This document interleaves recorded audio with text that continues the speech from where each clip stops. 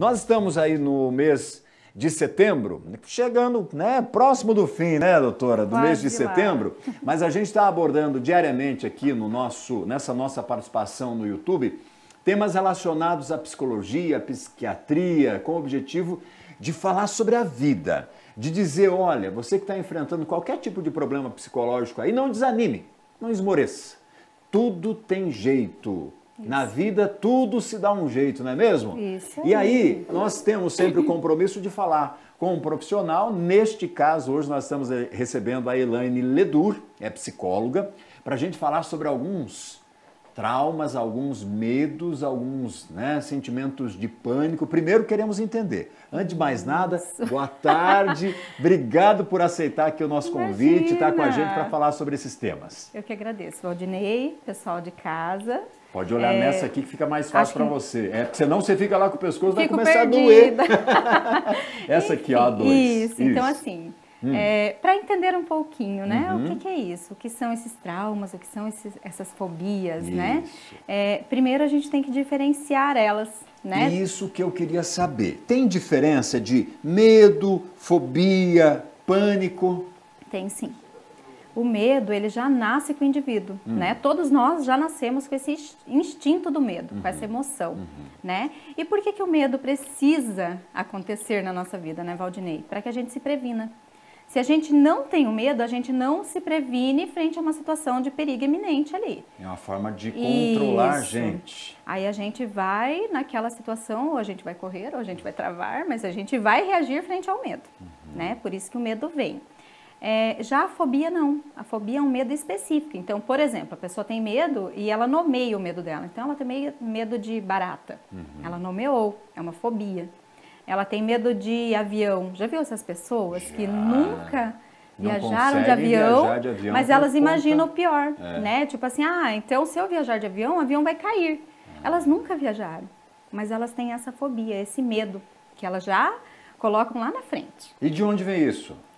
Isso é nosso, né? Tipo assim, é cultural. Mas a fobia também vem com a gente? É como se nós fôssemos um produto, não, esse itemzinho aqui não vai funcionar bem. Você vai para lá com uma fobia de avião.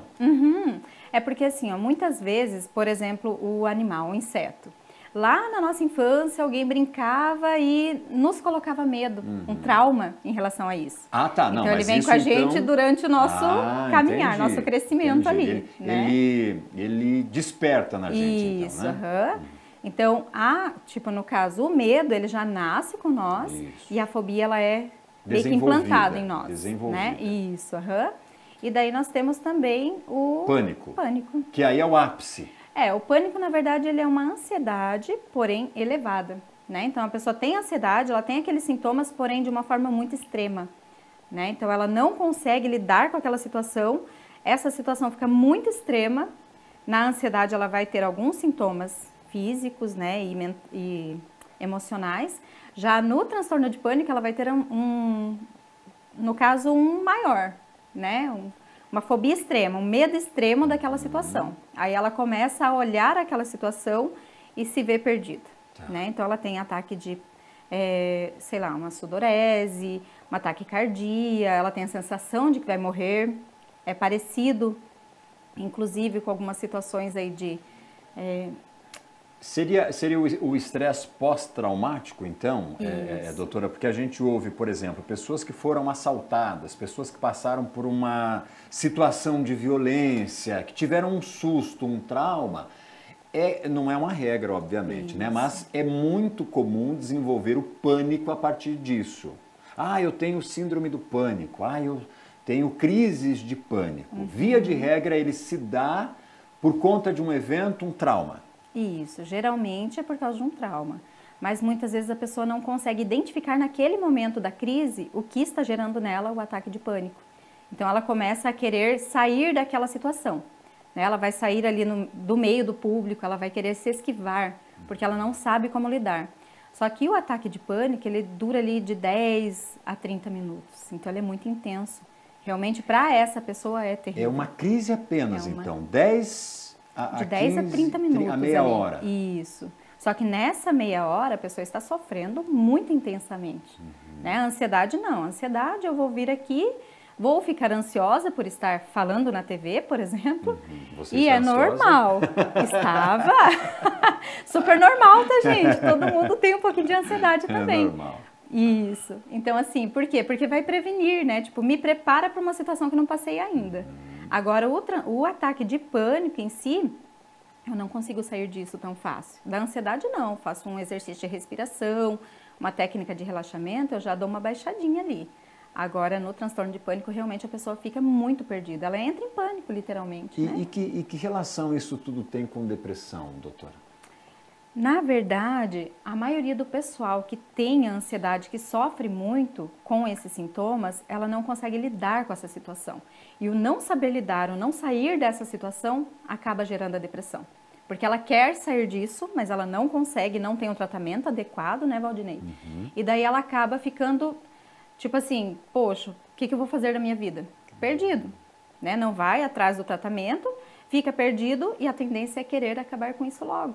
Então, daí vem os pensamentos suicidas, algumas coisinhas assim. E aí você entra num ciclo vicioso, Isso. o caminho para tentar resolver. Tem cura isso tudo? Tem tratamento. É? Né? O tratamento, como eu disse, nós já nascemos, né, com medo. O medo gera ansiedade, né?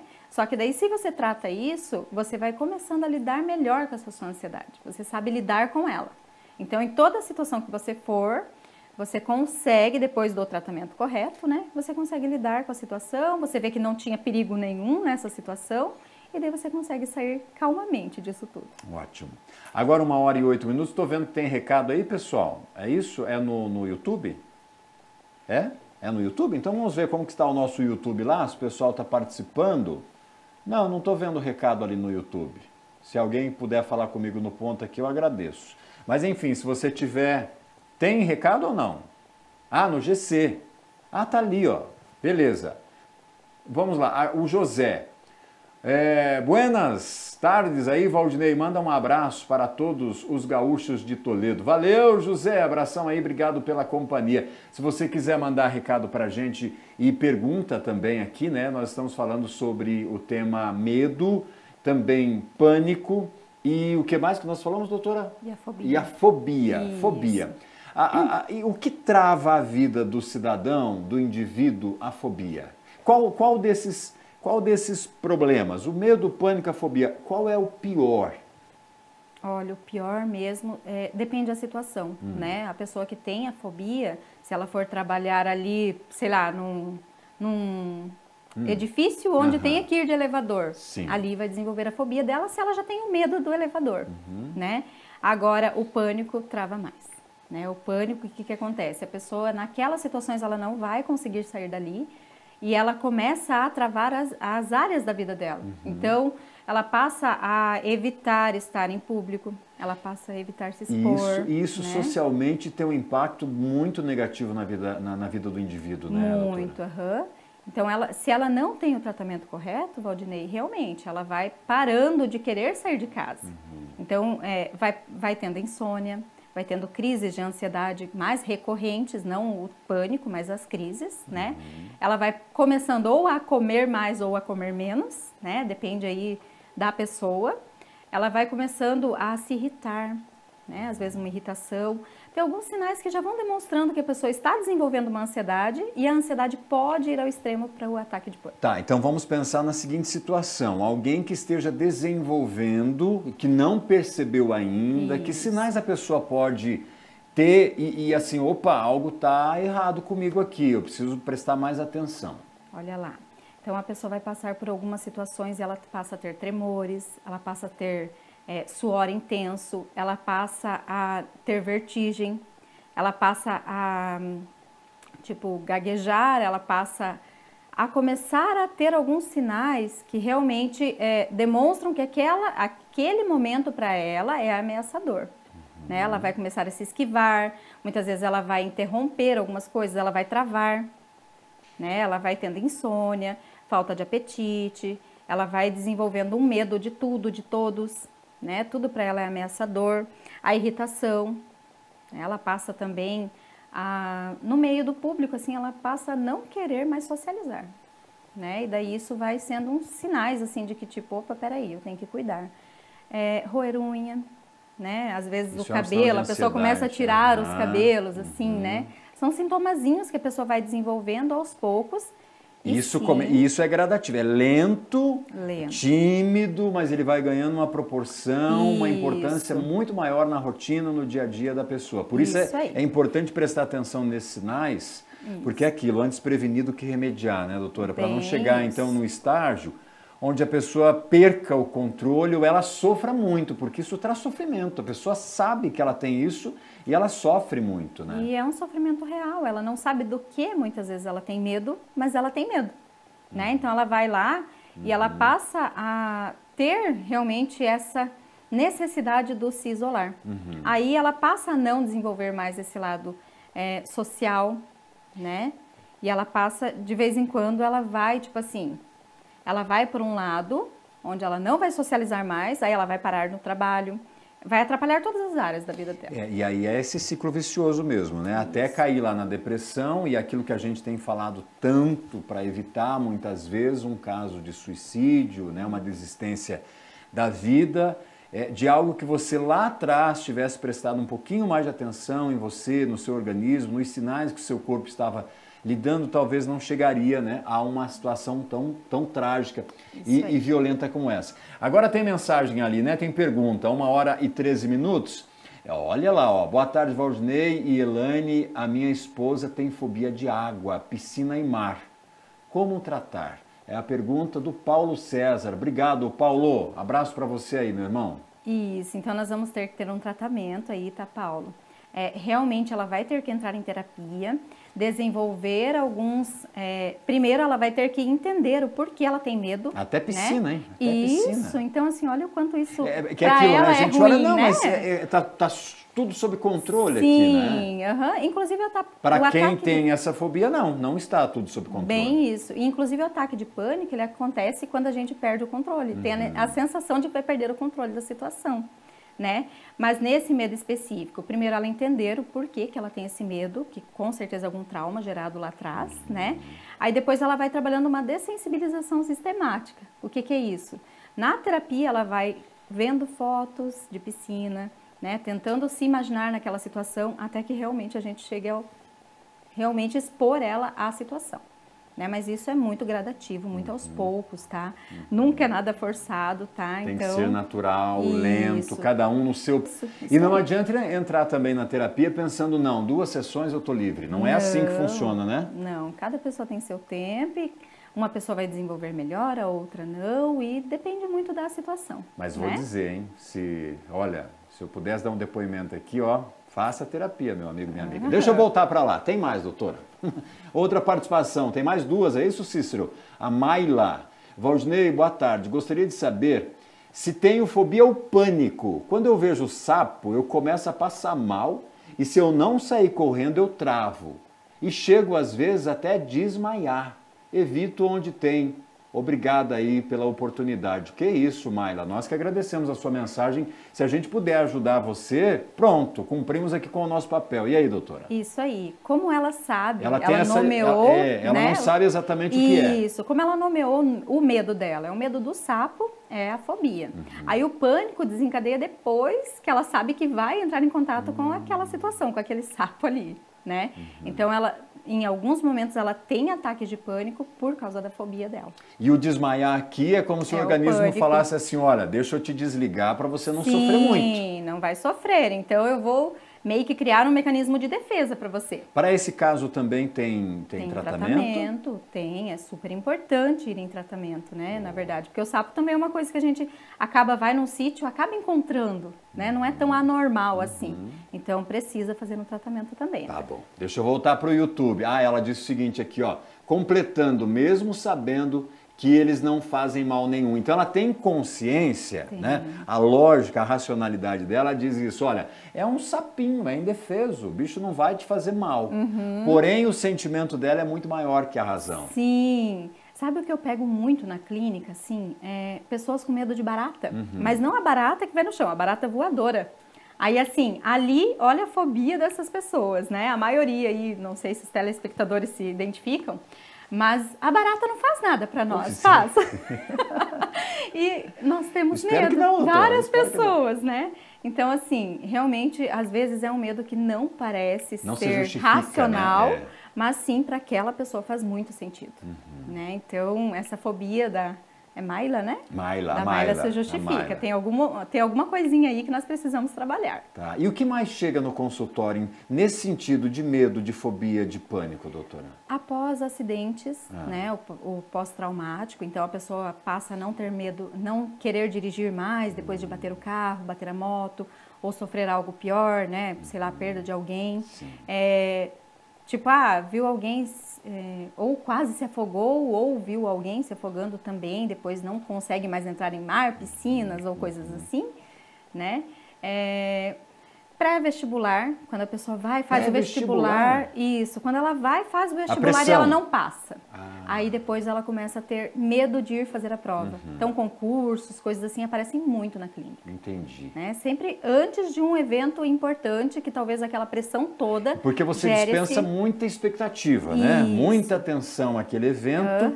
Ou seja, você cria também um ambiente ali muito favorável e aí, ainda que com medo, né? Com a incerteza de que você talvez não passe, mas que você cria uma atmosfera tão forte ali que você acaba travando depois do trauma. E às vezes dá aquele famoso branco, né? Nas provas mesmo, os alunos relatam muito isso. De vez em quando eu tenho uns brancos aqui. Será que é isso, doutora? Deve ser isso, provável. De vez em quando, mas o que é para eu chamar aí, produção? Sim, o que vem agora? Então, assim, esses brancos aí geralmente aparecem na clínica, tá? Que a pessoa fica tão nervosa naquela situação que ela tem um mini ataque de ansiedade, um ataque de pânico ali, e ela não consegue fazer a prova. Puxa. Geralmente a autoescola, a gente faz todo um treino antes da pessoa ir para fazer a carteira de motorista, que também a ansiedade é um dos fatores que mais reprovam lá no na começo, carteira. A senhora estava falando aí sobre o medo ele serve para nortear a gente, para limitar a gente, né? E tem um estudo, não faz muito que eu vi, que é sobre o trânsito. A incidência de motoristas que conhecem bem o trecho, né, que percorre, ou seja, é um trecho bem conhecido, passa com frequência, é o local onde há a maior probabilidade de acidentes. A gente pode dizer que a partir do momento em que você toma aquilo como uma rotina, você vai perdendo medo. Não, eu conheço aqui de cabo a rabo. E aí é que mora esse grande problema. Sim, aí que está o perigo, né? Por quê? Porque quando a gente não conhece aquilo ali, a gente entra vigilante, né? A gente vai com certo receio. Opa, será que se eu virar aqui vai dar certo? E quando a gente conhece, a gente vai no automático. E esse ir no automático, às vezes a gente esquece que o outro pode ser que avance a preferencial ou que faça uma curva muito rápida e não dê tempo da gente desviar, né? Então, a incidência é muito grande justamente porque a gente perde esse medo, que é a nossa proteção. Falando em gênero, tem algum público que sofra mais com isso? Há uma propensão maior ou não? Ultimamente, os adolescentes estão sofrendo muito, mas nós estamos pegando muito casos de criança. Tá? As crianças estão aparecendo assim, depois da pandemia, muito forte na terapia agora. Os idosos sofrem menos, parece que eles já sabem, né, lidar um pouquinho melhor. E o adulto quando passa por uma fase de mudança muito grande. Vou trocar de emprego. A famosa crise dos 30, perdão. A crise dos 30 ou estou vivendo aqui uma mudança, uma transição muito importante na minha vida, isso também pode desencadear. Isso, pode. E daí desencadeia principalmente quando a pessoa tem a família, né? Que tem alguém por trás, que ela precisa ter ali ser a base daquela família, mas ao mesmo tempo ela precisa mudar de emprego, ela precisa mudar daquilo que ela está vivendo o tempo todo. Aí o medo dela é de não dar conta com a família, né? Então aparece muito daí também. A gente teve, né, essa situação toda da pandemia, muitas mortes, números alarmantes. O que isso ficou para a gente em termos de saúde mental relacionado a esse tema que nós estamos aqui abordando, medo, pânico e fobia, doutora? As pessoas estão se cuidando mais, tá? Elas estão buscando mais terapia, elas estão buscando mais ajuda, elas perceberam que a terapia a psicologia não é coisa para louco, como era no senso comum antigamente, né? Hoje elas percebem que quem estava em terapia ou quem faz terapia está conseguindo lidar muito melhor com as situações de toda essa mudança que a gente passou na pandemia. Porque para ninguém aquilo era normal, né? para todos nós houve uma mudança muito grande em 2 anos aí, Isso. né? E o passar por isso ali no início da terapia, da pandemia, perdão, e estar em terapia ajudou muito quem estava. Que bom. Né? E continuaram hoje se cuidando. Por isso a gente reforça aqui. Procure terapia, vá se ajudar, vai buscar alguém que possa te estender a mão e lhe tirar desse sofrimento muitas vezes, que você não sabe nem de onde vem, só sente. Isso aí, muito obrigada, eu que agradeço. Até uma próxima, viu? Obrigado, mais, pode ficar tá? aqui à vontade. Obrigadão. Obrigada. Agora, 1h30, ou melhor, 1h22, né? Tá quase terminando? Quase terminando já o nosso tempo aqui. Será que dá tempo de trazer o Maicon Hélito com as informações do esporte? Ele tem aqui as informações que vão chegar pra gente no nosso Balanço Geral.